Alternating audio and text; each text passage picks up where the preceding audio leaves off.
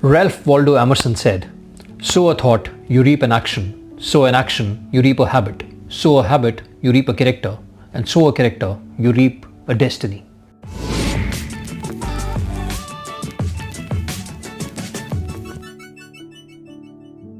Hi there, this is Gaurav Gupta, your life and business success strategist. Welcome to the Daily Snippets. Today's video is a special video created on request from some of my viewers who want to understand how we can develop effective habits that can lead us to our destiny. So if you're serious about reaping a destiny, do watch this video till the end. Once upon a time, there were two Ted poles. Let's call them Ted and Todd. Ted and Todd hatched from the same batch of eggs. They had this tail and they wiggled this tail, and wiggling their tail, they swam towards their mother. On reaching the mother, they said, "Mom, look at our tails. It is such a fascinating thing. We can do so much with that tail. But why do we have this tail?" So the mother frog explained to them the process of metamorphosis and told them that soon they'll be losing this tail and they'll develop hands and feet with which they are able to better swim. Listening to Mother Frog, both Ted and Todd had different reactions. Ted became excited. He said, "Wow, till the time I develop my hands and feet, I can wiggle my tail and make the most of it." Mom advised both of them that yes, the more you wiggle your tail, the more you use your tail, your body will develop strength, and once you have your hands and feet, you'll be better able to cope up with that, and you'll be able to be more enthusiastic and motivated, and you can swim around better. Todd, however, was not very excited. His point was, what's the point doing something which ultimately you're not going to use? So he said, why should I wiggle my tail? Because ultimately I'm going to lose it, so I better not use it at all. He did not exercise his tail much. He did not wiggle his tail much. At the end of it, both of them developed hands and feet. And as was expected, Ted was very happy, enthusiastic, and was able to swim better. But Todd, who did not practice on wiggling his tail, was not able to swim better. And as a result, he was not motivated or excited about his life. An interesting story, but a very important lesson for all of us. Many a times, many of us approach our daily disciplines and habits just like Todd approached life, very casually. We think that what difference will it make, kya farak padta hai aur sab chalta hai, is the primary attitude which we have, and we feel that it's okay even if we skip on something some days or some discipline some days, in the end it won't really matter. But that, my friends, is the biggest killer of all. Creating an exceptional life is all about understanding that it's your habits which compound over a period of time to reap a destiny for you. Just like money compounds over a period of time to give you more money, similarly your daily habits and daily disciplines, they compound over a period of time to give you the character and the destiny which is required for you to be successful and truly fulfilled. So if you want to have a rewarding and a fulfilling life, there are two things you need to have. Number one, you need to have clear-cut goals on what are the outcomes that you want. And then you need to support it with an environment or a system which we call habits. Your goals plus your habits will make you successful. There's plenty of literature written on why habits are important, how you can acquire good habits, tools and techniques of habits, and so on and so forth. But there are two tools. One is a mental tool, other is a system, which I picked up from two of the leading thinkers, motivational trainers and authors, which I would like to share with you. The first one is a mental tool given to me by Jim Rohn. Author and motivational trainer Jim Rohn hits you straight. He says that there are things which are non-negotiable in your life. If you commit to habits just like that, especially to good habits just like that, then things are not negotiable. You will have to do it. It's more of getting attuned in your mind that it's a must for you. So for example, he says that if you have not brushed and you have hit the bed tired, what do? He says you just get up and brush. The moment in the day when I heard this, that day onwards till today, I've not missed even a single day of brushing my teeth. No matter whatever time I sleep, however tired I am after my seminars, I make it a point that even after I've hit the bed and I realize that I've not brushed my teeth, I will get up and brush my teeth. That's how that mindfulness technique works for you. You have to keep a constant reminder in your mind, this is a non-negotiable thing, I have to do it. Similarly, Jim Rohn says, if you are eating a particular day, that is the day you have to exercise as well. If you cannot go to the gym, if you cannot go for a walk, what do? Just throw yourself on the floor and do some push-ups. It's a non-negotiable.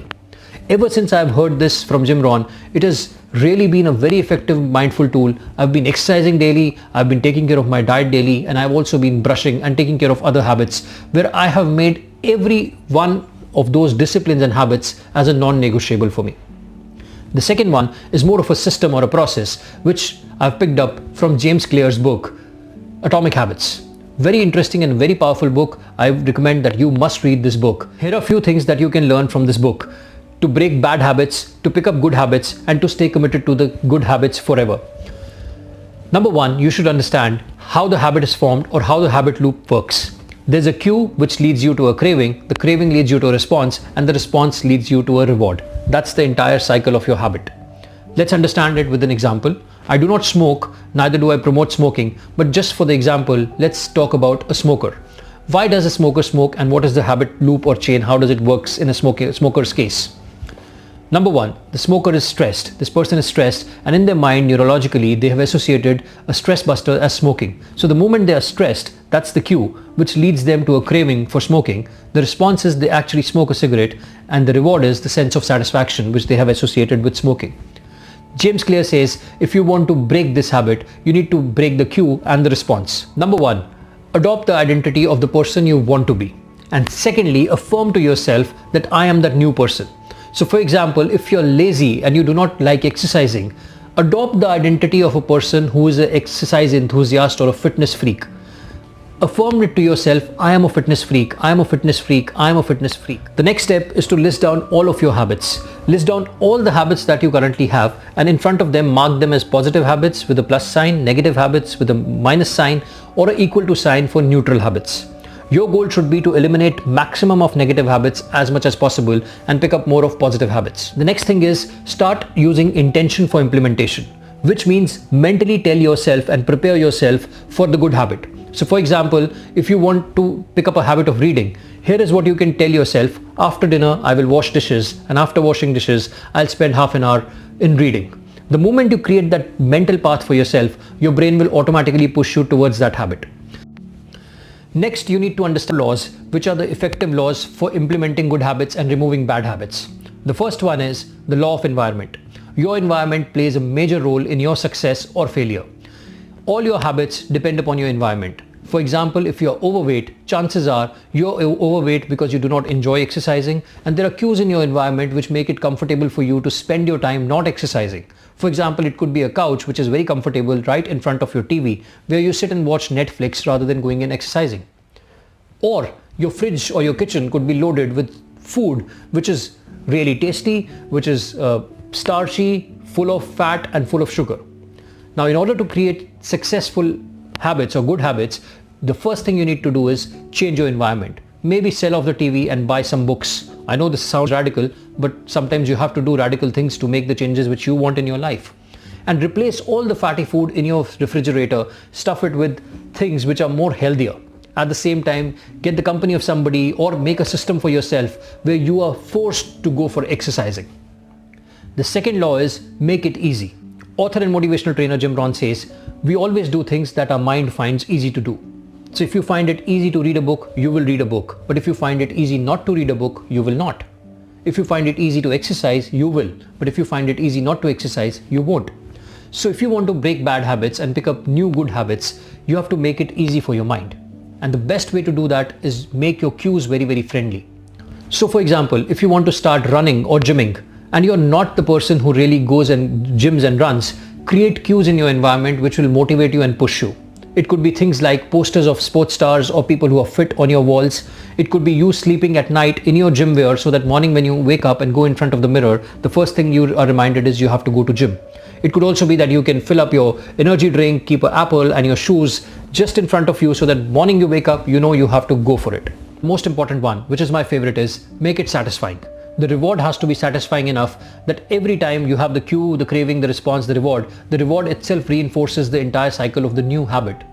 How you can do it is by being creative, by enjoying the process, by having an accountability partner, or thinking of something out of the box. One of the things which I do is every day I exercise, I give myself stars or points, and I also deposit 500 rupees per day of exercise successfully for 1 hour into my account. And this money is utilized only at the end of the week, or if I can delay gratification at the end of the month for a larger thing which I can purchase or a larger experience which I can do, which really helps motivate me to get more stronger into my new habits and new regimes. So try these two tools and techniques. The first one given by Jim Rohn, which is a mental tool of you have to commit to it and you have to do it. And second one is the system given by James Clear on the laws of what you need to do to break bad habits and pick up good ones and stick and stay committed to the good ones. If you apply these, I'm sure within 30 days, you will start seeing visible results. And if you stay committed to it, you can definitely change the course of your life. Remember, you sow a thought, it reaps an act. You sow an act, it reaps a habit. You sow a habit, it reaps a character. And you sow a character, it reaps a destiny. I'll see you soon in my next video. Till then, stay blessed, keep rocking, and have a wonderful time picking up new habits and breaking the old ones. Thank you.